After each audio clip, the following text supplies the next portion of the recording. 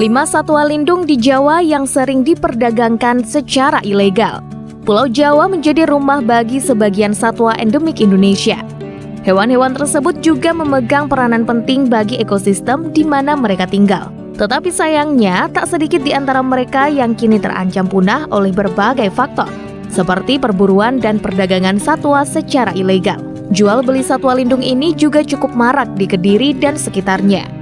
Pertengahan tahun 2019 lalu, Kepolisian Resort Kediri Kota mengungkap kasus perdagangan satwa langka yang dilakukan oleh seorang warga Kelurahan Setono Pande, Kota Kediri, karena menjual landak Jawa, elang jambul, dan kukang.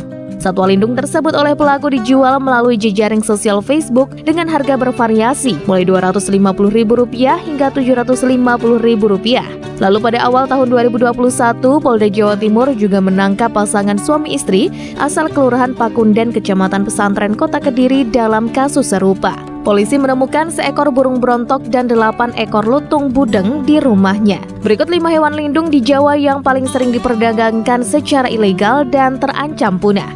Trenggiling. Trenggiling adalah hewan berdarah panas, memiliki tubuh bersisik seperti naga. Trenggiling membentuk 8 spesies, 4 asal Afrika dan 4 spesies Asia. Trenggiling menjadi hewan yang paling diperdagangkan secara ilegal di dunia.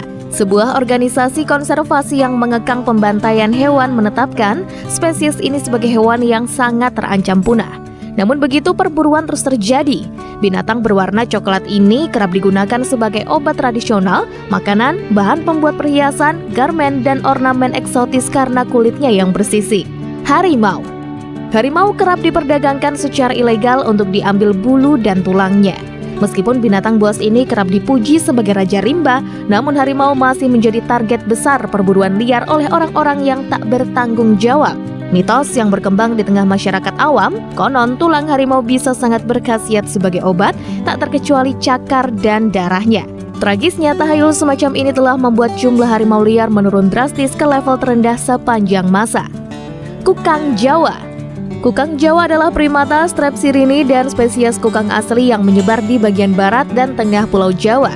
Kukang Jawa berkerabat dengan kukang Sunda dan kukang Benggala. Spesies ini memiliki 2 bentuk yang dibedakan berdasarkan panjang rambut dan pada tingkat yang lebih rendah warna tubuhnya.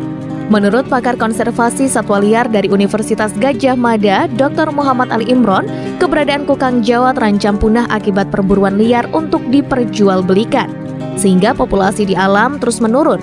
Praktek perdagangan ilegal baik secara konvensional maupun secara online untuk pemeliharaan menjadi penyebab utama penurunan populasi kukang di habitatnya. Pemeliharaan menjadikan jual beli satwa ini terus berlangsung dan memicu orang lain untuk turut melakukan hal serupa. Merak hijau. Burung merak hijau merupakan salah satu burung di dunia yang memiliki bulu-bulu cantik. Siapapun yang melihatnya pasti akan terpesona. Tetapi populasi merak hijau Jawa terus berkurang, baik karena serangan predator maupun pemanfaatan bulunya untuk kesenian. Saat ini merak hijau berstatus fauna burung yang dilindungi.